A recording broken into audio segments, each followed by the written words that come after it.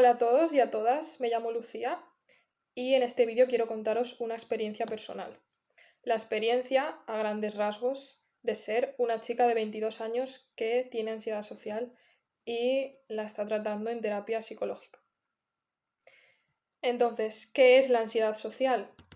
Eh, pues bueno, aunque todo el mundo puede sentir ansiedad en ciertos momentos en alguna situación social, yo me refiero al trastorno de ansiedad social, también llamado fobia social. Y la realidad es que mucha gente confunde esto con timidez. Y yo he sufrido desde que era pequeña por la ansiedad social, pensando que era timidez y se pasaría con la edad. Pero la ansiedad social es mucho más que timidez y la ayuda profesional es clave para conseguir manejarla. Entonces, yo creo que la mejor forma de mostrar qué es tener ansiedad social es con ejemplos. Eso sí, quiero dejar claro que cada caso es diferente, varía la gravedad y las situaciones que provocan ansiedad no tienen por qué ser las mismas, aunque muchas sí que coinciden. Entonces, para mí, por ejemplo, tener ansiedad social ha supuesto pasarlo muy mal antes de una exposición oral en clase, incluso días antes. Sentir miedo cuando suena el teléfono y no sé quién es. Evitar subir en el ascensor con mis vecinos. Pensar varias veces qué voy a decir antes de preguntar algo en una tienda. No responder a las preguntas del profesor a no ser que estuviera 100% segura. Querer encajar y hacer amigos y no conseguirlo. Hacer que alguien haga por mí cosas tan cotidianas como llamar a la peluquería. Sentir un miedo intenso a hacer el ridículo. Preferir no trabajar porque eso supone hacer una entrevista de trabajo. Darle 1000 vueltas a algo que creo haber hecho o dicho mal en una interacción social. Y bueno, podría poner muchísimos más ejemplos, pero para no alargarme voy a terminar con el ejemplo de la situación que me llevó a buscar ayuda psicológica. Y bueno, esto fue que me temblaran mucho las manos rellenando la hoja de registro en la recepción de un hotel. Esto pasó en agosto de 2020 en Polonia y la verdad que fue una situación que me afectó muchísimo. Yo me sentía inferior, incapaz, frustrada, perdida. Entonces ese mismo día lo que hice fue buscar mis síntomas en internet y entonces encontré muchos resultados que hablaban de ansiedad, fobia social y de terapia psicológica. Y bueno, yo sé que autodiagnosticarse no está bien, pero la verdad es que a mí me sirvió para tomar una decisión que ha cambiado mi vida, porque a raíz de eso, el 1 de septiembre fui a mi primera sesión de terapia. Entonces, ¿os podéis imaginar cómo estaba antes de la sesión? No, porque es muy normal que si tienes ansiedad social te dé miedo ir al psicólogo. De hecho, hay mucha gente que aun sabiendo que le ayudaría, no va. Pero yo sí que fui y la verdad es que me sentí muy pronto en un ambiente seguro. Y aquí quiero recalcar que es muy importante encontrar a una profesional con quien conectes y puedas progresar. En mi caso fue así y la verdad que lo supe casi desde el primer momento. Y bueno, ¿en qué consiste la terapia para la ansiedad social?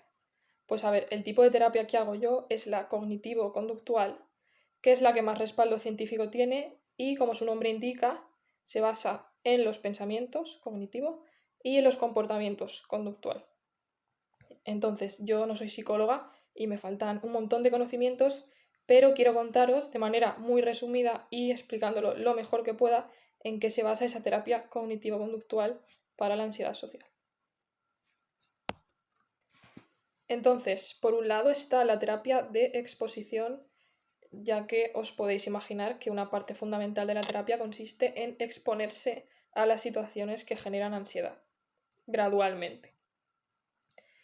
Entonces, un ejemplo de exposición a la ansiedad de una situación relativamente sencilla, ¿no? Que genera poca ansiedad, pues en mi caso sería ir a tiendas de ropa y hablar con los dependientes, ¿no? Preguntarles algo o lo que sea. bueno, yo he hecho muchas exposiciones de ese tipo y quiero poneros un poco el ejemplo de la parte extrema, ¿no? Que es de una situación que te genere mucha ansiedad. Yo en terapia, un ejercicio que he tenido que hacer fuera de sesión es ir a tiendas de ropa y preguntarles a los dependientes por magdalenas. Sí, magdalenas de comer. Y bueno, cuando me lo propuso mi psicólogo, la verdad que flipé bastante porque, claro, dices, ¿cómo voy a hacer eso, no? Pero él me dijo que si lo hacía, si me atrevía a hacerlo, mejoraría más rápido, porque una vez has vivido esa situación de ese ridículo más grande, ¿no? Que claro, que mucha gente no lo haría, es cierto. Pero una vez lo haces, otras cosas ya te parecen una tontería comparadas. Entonces lo hice bastantes veces, además, lo pasé muy mal, pero sí que me ayudó un montón y además de ahí salieron anécdotas muy curiosas. Y bueno, eso sí, en la terapia de exposición hay que tener en cuenta una cosa, que son las conductas de seguridad, que mucha gente no tiene ni idea de qué es esto, yo incluida. Entonces, en terapia, pues lo que hacen es que te explican, ¿no?, en qué consisten y qué es lo que hay que hacer. Entonces, se dividen en dos tipos, escapes y evitaciones, y los escapes son trucos para enfrentar el miedo falsamente o huir. Por ejemplo, si yo tengo que ir al ayuntamiento a hacer algún trámite, pues pedirle a mi novio que me acompañe. Y luego las evitaciones es directamente no acudir a lo que te produce ansiedad. Un ejemplo muy claro, pues si el profesor pregunta algo en clase, pues no responderle. Entonces, eso por un lado, la terapia de exposición, que supone mucho trabajo entre sesiones, pero vale mucho la pena porque yo ya hay muchas situaciones que no me producen ansiedad y muchas otras en las que la ansiedad se ha disminuido considerablemente, ¿no?, la intensidad. Y luego, por otro lado, hay que hablar de la terapia cognitiva, que es también muy importante, porque una cosa es exponerse a las situaciones, pero también hay que controlar lo que piensas, ¿no? Entonces, esto es bastante complejo, pero lo voy a explicar lo más resumido posible para que haya una idea general. Y sería, la terapia cognitiva se basa en encontrar los pensamientos irracionales y, siguiendo unos pasos, llegar a cambiarlos por pensamientos alternativos que te lleven a conductas alternativas. ¿Por qué? Pues bueno, porque en el caso de la ansiedad, los pensamientos irracionales lo que hacen es mantener la ansiedad debido a las conductas que acompañan a esos pensamientos.